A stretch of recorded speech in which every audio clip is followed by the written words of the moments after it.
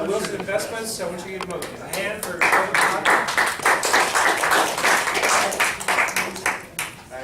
Good afternoon, everyone. Neal with Wilson Investment Properties. Coming from Wilson Investment Properties up in Saratoga, California, up in Silicon Valley. I received exactly 24-hour notice that I was driving down from San Francisco to come do this, so bear with me a little bit. I've been with the company about 3 months now. I came on as the Director of Operations for Tom, who's been involved in this group for a very long time. I'll answer as many of your questions as I can. We'll keep it real time, make it an interactive conversation, so if you have questions, raise your hand, or at the end, we'll take some more. So a big picture look at what our company does and how we're structured. Investment-wise, started off being a turnkey, single-family operator, expanded that out to duplexes, fourplexes, and then eventually worked into the multifam and commercial syndication space.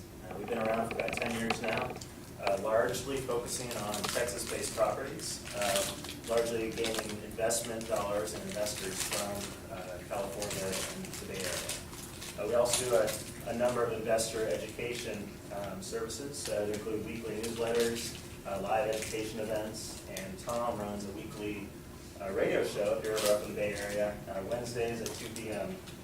He goes on every day to talk about real estate investment. Is that broadcast on the internet? Yeah, we actually have podcasts on iTunes, and you can go to our website, and they're all cataloged on there as well. So big things, when you're looking for an investment operator, certain things that differentiate one from the other are going to be quality products. A lot of people can offer multitude of products with the same returns. You want to look for basically higher quality, lower risk, and transparency. Know what goes on under the hood for these investments, know what kind of assumptions go into those expected returns. And that's one thing that we try to showcase. So a little about me. Like I said, been with the company about 4 years. MBA from Texas A&M. Spent about 10 years flying jets for the Air Force, and then worked for business development for a startup down here in Ventura County, doing soil technology, and now onto the real estate space. So, known Tom for a number of years and excited to be part of the team here. Here's just a brief showcase of who we have on board. I'll talk about it a little bit more. And just a quick little intro for Tom, if some of you know him. He's been in the business, been doing real estate investment for about 50 years, done over 2,500 units, 3,500 transactions, and really one of the leading providers of real estate investment in California. We've got him showcased on the magazine cover here, and he's worked with Dan and Linda for quite some time. The real estate show. Actually, every week he brings in experts from the field. Here's some recent ones we've had. Robert Kiyosaki from Rich Dad Poor Dad. Bruce Norris, founder of the Norris Group. Sean O'Toole, who's the founder of Property Radar, and also Dr. Doug Duncan, who's a VP from Fannie Mae. So what he likes to do is surround himself with people smarter than him in the room and bring them on the radio show, pick their brain for a good solid hour, and try to get as much as he can from us. All right, so we start out, we'll just cover a little basic education. This is probably reviewed for most of you guys, but we'll just kind of go over some basic terms we'll be talking about. Being based out of Silicon Valley, we have a lot of techies as our investors. They love data, so I'll be going through a lot of kind of data-centric slides. Be going through them fast, but at any time, just tell me to stop. So GRM, as Doug talked about, gross rent multipliers. So when you're looking at multifam and commercial, especially multifam here, basically your purchase price divided by your annual rents gives you that baseline GRM. That's going to vary based on geographic location along with asset class type. And you can also use it to work backwards, where you can find another building, look at those annual rents, use that GRM to find what the expected value is. ROI, so return on investment, which is what all investors ultimately want. There's a lot of factors that go into it. So just bear in mind there's a lot of variance, and when you look at different investments and the expected returns, know that there's quite a bit of subjective terms that go into it. What's the lease-up fee? Lease-up fee is going to be, when you re-up, certain times there's built-in kind of fixed cost fees for these, for the tenants to re-up. And you got to check and see how those leases are structured. Cash on cash return, basically how much you're leveraged as an investor or as together as a syndicator. And this is the amount of cash you put forward compared to the amount of cash that your investment is bringing in. Net operating income, this is your overall, how much your investment is making. So total income minus expenses, and this excludes debt service. This applies to pretty much any investment. So we take that NOI and use that to calculate cap rate. So multifamily commercial in particular, one of the first metrics we look at is capitalization rate, which essentially is the percent return that your money is getting in return from that investment. So cap rate is calculated by taking that net operating income, how much your property is making, divided by the cost of that property. And finally, IRR. So this is a somewhat complicated calculation. What this does is looks at an investment over a period of time, factors in the expected returns, and factors in the present value of money, and ultimately gives you an idea of what that investment will average over the course of that holding period. And those three terms, like we talked about, are all tied in. So when you see cap rate, you know that's implicit of a high cap rate is going to have a high net operating income and hopefully a relatively low property price. Quick example, how do we calculate it? Define a property for, say, $10 million, has a cap rate of 4. We can expect a yearly operating incomes of $400,000. If it's 8, you expect incomes of $800,000. So you can see, obviously, higher cap rates are going to be implicit of bringing in more money and more cash flow. Cash flow is what Wilson Investment Properties focuses on for a lot of their income, and we'll talk about that more. One of the advantages of commercial is triple net.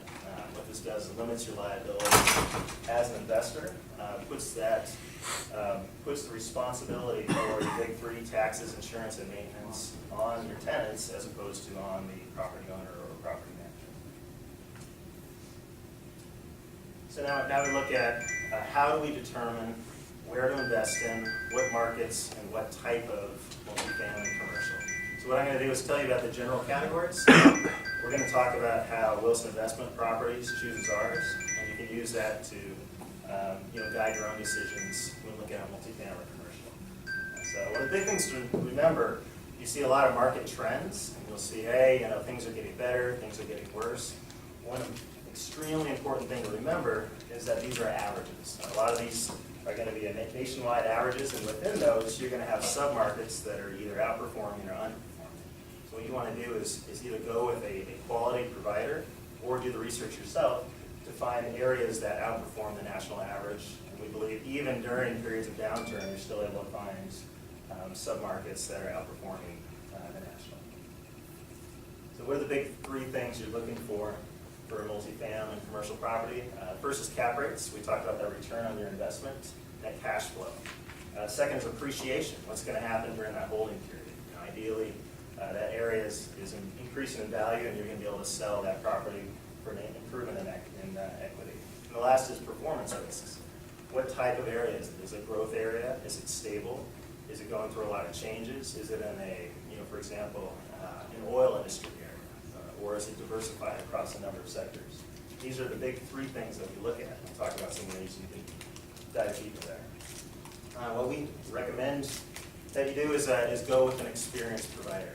So a lot of people either need to jump into it themselves and spend full time, or you can go and take a provider who's done this for a number of years and knows what they're looking for. Delegate, delegate, delegate. The way to do this is find people you trust, pull and leverage off their expertise, and maximize your investments. As you know, teams are complicated. A lot of people choose to do this themselves, which by all means, if you can assemble that, you're going to have a very successful time. Ultimately, having a team that works well together can make a great investment. And ultimately, what that team is responsible for doing is finding a good metro that will maximize your investments. One thing we find quite often is certain property offerings tend to be in the local area for people who are offering it. And you have to always ask yourself, hey, is this being offered because it's convenient, or because the provider has searched geographies across the nation, across the state, across the county to find where they can maximize your investment. So Wilson Investment Properties has, for the last 6 to 8 years, put 100% of our properties in Texas. This is just one of many areas where you can, but we just want to share some of the reasons why we chose Texas, and we actually reevaluate this every year and continue to find and promote opportunities out there. So some things to look at. Cap rates again, tie to the cash flows, your win ratios, what areas deliver the maximum bang for your investment buck. Again, what's the probability of achieving those cash flows? So when looking at, say, an undervalued property or an underoccupied commercial space, is there a good odds of bringing that occupancy closer to 100%? And then, of course, look at the greater area. We look at things like population growth, things like employment growth, what sort of team you have, and of course, the best value products for your team. So ultimately, investors typically look for two main things, and that's cash flow and that's appreciation of the equity of their products. One of the big things that our investors look for, because it's a very passive investment, we provide the property management, we provide the tenants in place, and ultimately, most of the time, the investors will write the check, be hands off, and leave it to the expertise of the team. Most of these guys are looking for what we call mailbox money. So they're looking for that check to come every month, then be completely hands off and provide a very solid, low risk income stream to provide that. So one of the big things we like to compare for our investors is why would you, say if you live in California, why would you invest in Texas? Here's just a quick example. So this is very recent data. A single family home in San Jose goes for about $900,000. That home brings in $3,000 of rent. So raise your hand if you think that's a great deal. $3,000? Sounds like a lot. And in some cases it may be.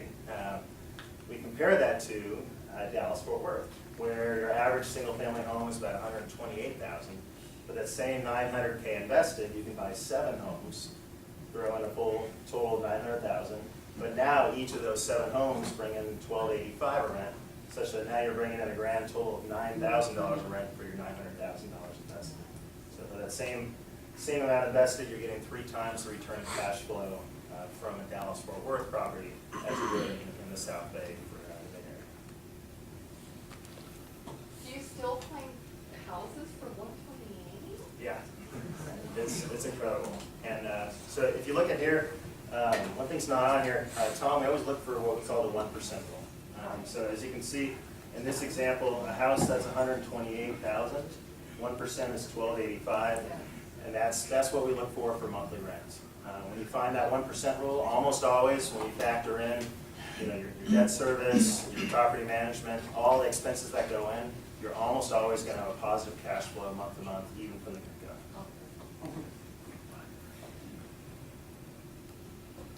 What are things that can ruin this? Obviously, nothing's guaranteed. Things like vacancy, unexpected, collections, turnover rates, make-ready costs, deferred maintenance is a big one, property age, how old is your property, what kind of surprises does it have, and also the demographics of the area.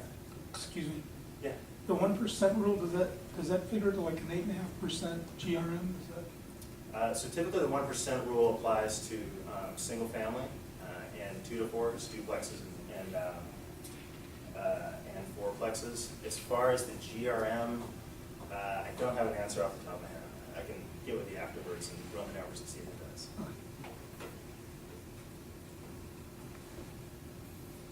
So one big thing. So we talked about cash flow in near term. You want an investment that you can put in and either break even or make money every month. And the other thing you want to look at is that appreciation. So we look at a number of different factors to decide, hey, is this a relatively low risk investment? Is the price of that property likely to go up and increase in equity? Things we look at, location demographics, historical home prices, employment, population growth, and even government stability and intervention. First being location here. So why do we choose Dallas? One of the reasons is very central located. Lots of people come in and out of Dallas. It's a center point in the country. It's actually the same time zone as all the Americas, kind of a focal point for business. And we look at things that provide stability for a region. Is this likely to be a flash in the pan, or is this likely to stick around for a long time as a center of business and population growth? You look at historical pricing. For us, we like to minimize growth, or minimize risk for our investors. Here's a nice little comparison chart, and this is over the last 20 years. You see California, Florida, Texas, and Nevada changes in the home price index. And as you can see, the three lines that largely correlate, high swings are going to be everything but Texas there. So you do see larger increases in appreciation with those other states. However, you see very large swings of depreciation during things like the financial crash, as you can see. Meanwhile, Texas, the orange line has a much more consistent, much more predictable growth curve on that, which is what our investors look for. And again, we always like to look, at least consider, what are the worst case scenarios here. So this looks over the last 5 years. This looks at the years during the crash, from 2007 to 2011. And you can see all of them are the decreases in average home prices across a number of metro areas. So you can see the worst, Las Vegas, which saw 58% decreases in home values. On the very end of the spectrum, you have Dallas, which only saw a 7.7% loss. Just for some comparison, our nearest metro area is Los Angeles, which even that saw a 35% decrease in home values. And when I say home values, largely that can be extrapolated into commercial and multifamily as well. Another big thing, huge thing we look at is jobs and economy. A little basis on this. Our belief and our understanding is that if you have an area that's adding jobs, that's low unemployment, where people are being put to work, that's an area that people want to be and want to stay. You're likely to see more consistent growth across those sectors than you do with areas of high unemployment. So you can see here we have Dallas on the high side for job growth over the last 4 years. Compare that to Detroit. A lot of people will come to us and say, hey, we're seeing high cap rates in Detroit, why don't you invest there? One of the reasons, you have huge unemployment, a very single-focused economy, largely manufacturing, and that's it. So there's a lot of risk inherent to an area like that. Whereas a more diversified economy with improving job conditions, you're going to minimize a lot of those risks. Now here's an interesting stat here. Since 2007, when the crash, Texas, as a state, has added 1.2 million jobs. The rest of the U.S., the other 49 states combined, have had a net increase of only 700,000. And this data caveat was at the end of 2014. But a very big disparity there between where job growth is being created and what gives an area stability and likely increase in equity. And you look at cost of living. You guys know that we all live in one of the most expensive areas in the world here. Texas, one of the reasons we believe is attracting that job growth is because it's still affordable to live. We look at corporate migration. What are companies doing around the country and around the world? This is actually, in the last 12 years, this shows all major Fortune 500 and top 1,000 companies that have moved their headquarters, their place where they do business operations from other states to Texas. And you can see one of the largest on the left-hand column is California, very expensive to operate here. A lot of those people come into Texas and bring in very high-profile companies and jobs to that area. Another one we talked about, comparing, say, to Detroit, is diversity. You want a city or a metro area, if they're going to invest in it, that's diversified amongst a number of different things. One of the common places people talk about is Houston. Houston being extremely tied to oil. That's one of the reasons why we actually shy away from property in that metro area. Even though it does have attractive investments, just more prone to risk because it's tied with one major industry. And we talked about transportation a little bit. DFW, interesting enough, the highest capacity airport in the world. This is a metro area similar to what you're seeing in Dubai. You build it, they will come. You have the largest metro airport there, a great transportation, and just becomes a hub for business and growth. Was that Detroit? No, yeah. Why don't you like Michigan? I like Michigan. I got family in Kalamazoo, but just from an investment standpoint. So. Even if conflicts and Of course. So we talked a little bit about population growth. So ultimately, you want to invest in an area, if you're planning on holding especially, an area where people are coming. You look at what historically has happened here. Texas is nice because you don't have wavering population influx and deflux. You've had consistent year-by-year increases. The last 40 years, they've added 14 million people. In the next 20 years, they're expected to add an additional 14 million to the state of Texas. when you look at migration patterns, this is interesting. The pink bars here represent a net influx into Texas. The black bars are a net outflux. So you can see most of these metro areas, to include all of the California spots, have people leaving California going to Texas. One of the big things to do when you're looking at an investment is determine, hey, where are we in a real estate cycle? This right here is an extremely pertinent stat. We look at foreign investment, largely from Asia. And as you can see, this is over the last 13 years. Shows Japan, South Korea, China, Hong Kong. It shows that the amount of foreign investment in U.S. real estate has gone up almost 14-fold. Largely Chinese investment. And as you can see, those bottom orange bars continue to rise. What that means is we're finding more and more that supply is dwindling. So you have increased demand, increased competition now from foreign investors along with U.S. investors. What that's done is raise prices, which consequently lowers cap rates, which is your return. So we're seeing apartments, multifams on a slow decline over the last few years, and this is in the Texas area, but it's representative of metros across the U.S. You can see 6.5 to 5.5. A nice thing, commercial space typically lags slightly behind multifamily and single family. So the commercial space is still 1 or 2 points higher than we're seeing in multifamily.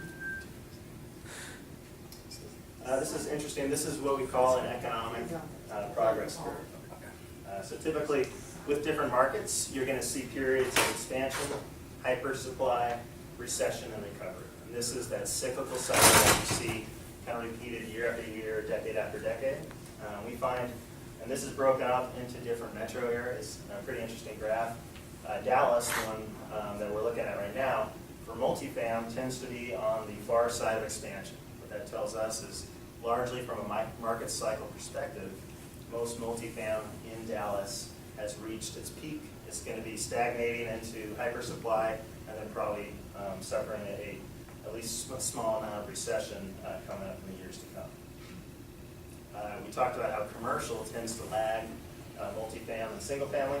Commercial, you'll see the Dallas-Fort Worth is more on the upswing of the expansion side, and that's why right now we're changing some of our focus away from multifam to commercial in that metro area. So, why would you invest in multifamily commercial over single family and something a little bit more easy to grasp? One of the big things is economies of scale. Economies of scale means you get a larger, higher quality product or more units, and now you're using the same single property manager, for instance, to cover multiple investments, and you end up seeing some of those economies of scale result in higher cap rates, higher returns, and ultimately higher cash flow. Some of the challenges that come with these larger events, financing can be much more difficult. As you know, there's a lot of options for how to finance a single-family home.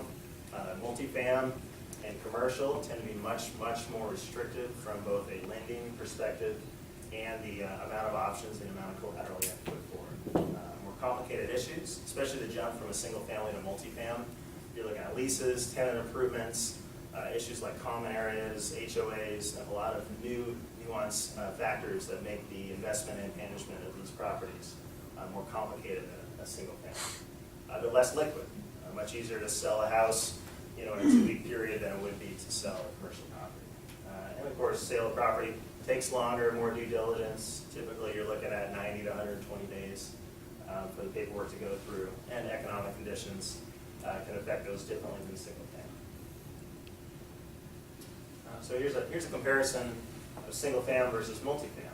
And I lump 2 to 4s, duplexes, and 4plexes all into the single family category, just because those single property, you're typically dealing with different type of issues on that than you would a full estate apartment complex. And like we talked about, single family is going to be more liquid, simpler. You're going to see higher appreciation on those, but usually lower cash flow, if you cash flow at all. But they do tend to have simpler, cheaper loans. Multifamily, on the other side, you're going to have more of a cash flow focus.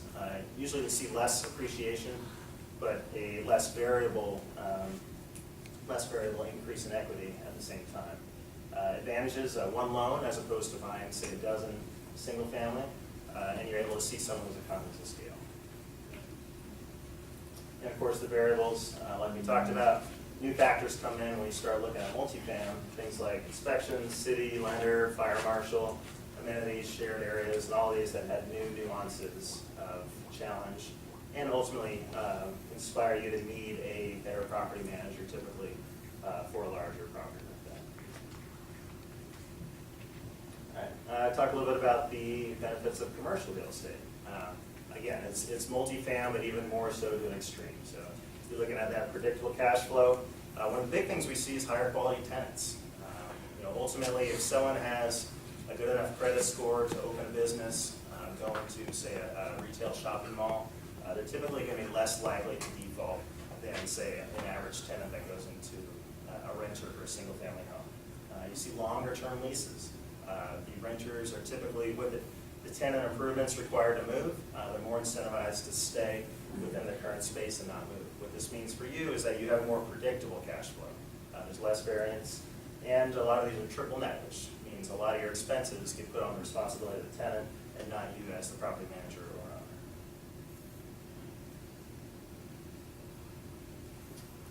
owner. Here's where bringing the right team comes into play.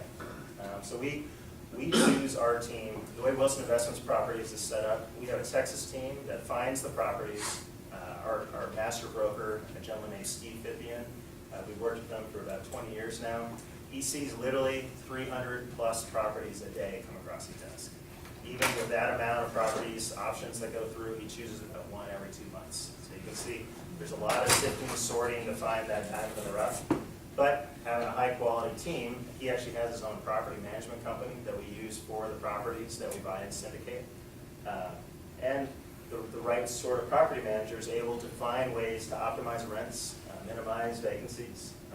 That enhanced management, he can choose, hey, what tenant improvements make sense from an investment standpoint, where we're able to see that return during the holding period of a property. And one interesting thing a lot of people don't think about is ancillary income. And that's stuff outside of the property itself that you're able to use to make money. And that's things like billboards, oil and gas leasing rights, cell towers, antennas, that type of stuff, where you can bring additional cash flow into your property because you have parking lots, you have a lot of land typically with a larger commercial space. And right now, we like to think that with a lot of variability, you do get some advantages like low interest rates. Right now, it's historically low, as you probably know. Favorable markets in certain geography areas. I'm going to speed this up slightly, just in the interest of time. So looking at commercial properties, you've got a number of different types. Land only, single tenant, you have retail multi-tenant, self-storage units, industrial, and of course offices, and that can be single occupant or large multi-office storage. One of the big things that Wilson Investment Properties have been doing for about 4 years now is large commercial syndications. Probably heard of crowdfunding, Kickstarter events, basically the idea of pooling lots of interested people's money together to purchase something higher quality that you wouldn't normally have access to.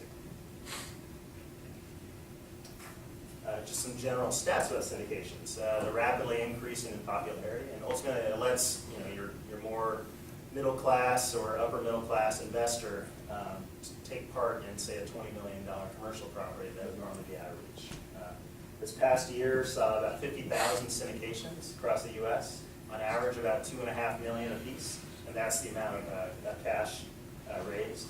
Typically, they see returns 5 to 9%, with property operating fees of about 3 to 10%. And how long the holding period is can range between 1 and 10. And word of the wise, never ever invest in the syndication without an exit strategy. We see this more and more now, where someone will talk about this investment and have an indefinite hold period. You always want to invest in something where there's a clearly defined out strategy.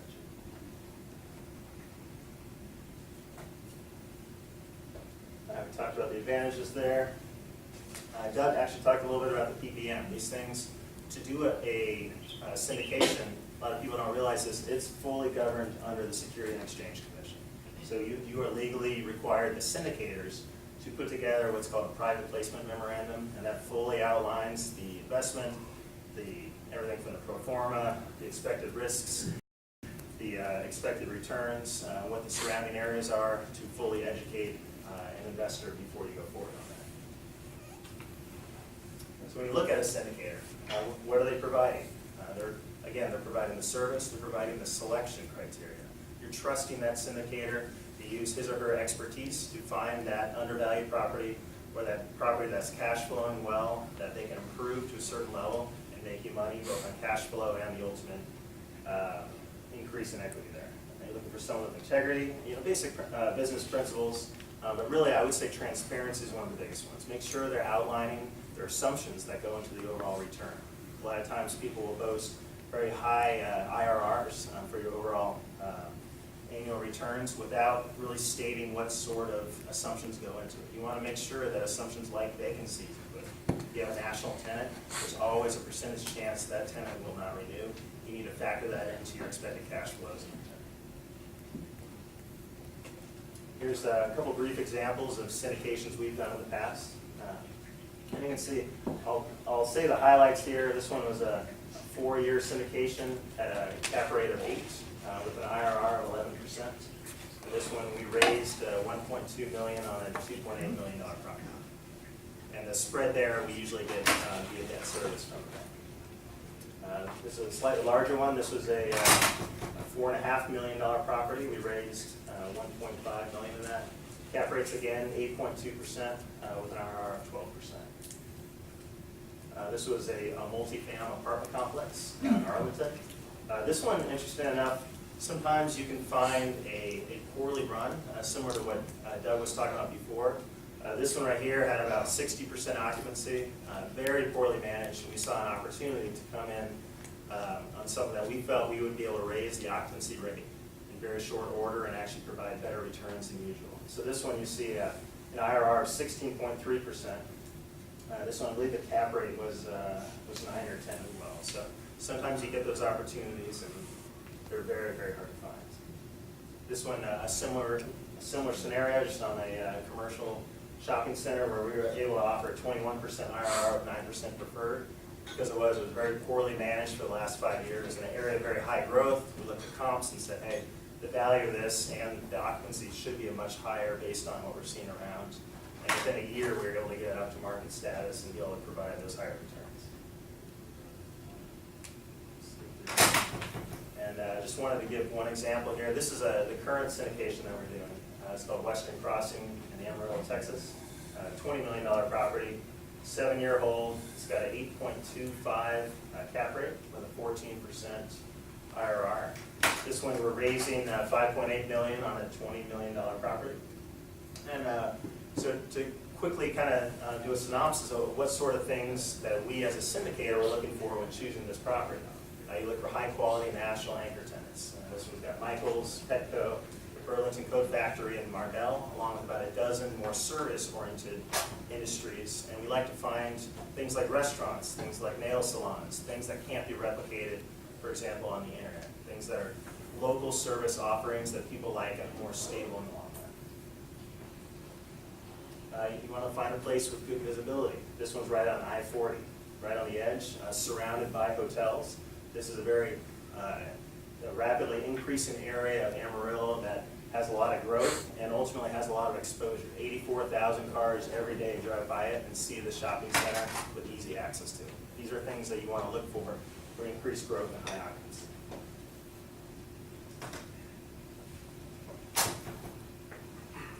Did you mention how you source these deals? Yeah, so our commercial broker, Steve in Texas, was able to find this. And this one we were actually lucky. We bid on this and we actually didn't end up winning. So the winning bid, I think, was $22 million. And we bid 20.2.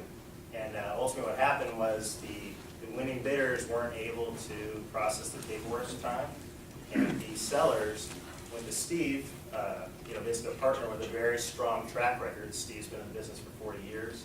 Utilized that relationship and said, hey, we're just going to go transition to you because we know you'll close this and get what we need done in time. So that's one of the advantages that working with the right partners, one of those opportunities that can come up that you might not otherwise see.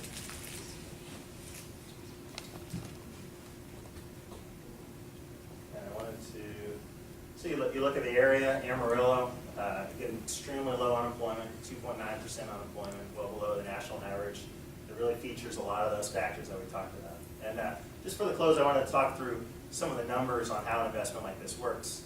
A lot of times people hear these numbers but don't quite understand how it goes. So in this case, for example, you have one share is $50,000. So if you as an investor put in $50,000, you can expect 8% returns annually over the course of the holding period, 7 years. So 8% on $50,000 is $4,000. So as an investor, every year you get paid that $4,000 for 7 years. And then at the end, the property is sold, and so you get that $50,000 initial investment back. And then that increase in equity, in this case, expected to be about $3.7 million increase in equity over the 7-year holding period. 70% of that gets divided out amongst the investors, 30% goes to the syndicators as their cut, and that's how the syndicators are compensated.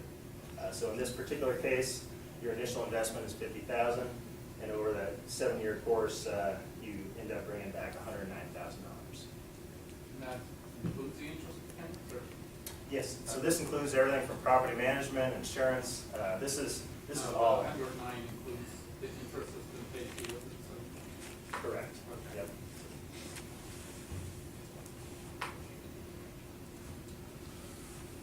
And in summary, we talked about all the advantages there. One last thing I want to talk about is something a lot of people don't know, especially for longer hold investments like this. You're actually eligible to use what they call a self-directed IRA.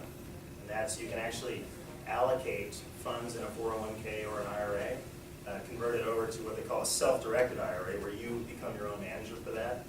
You can invest in a longer-term opportunity like this, and all returns stay within the tax sheltering of the IRA. So ultimately, all those returns just flow right back into your IRA within that tax sheltering. And that concludes the presentation. Any questions? Okay, I'll be available outside of the booth if you have any one-on-one along some there.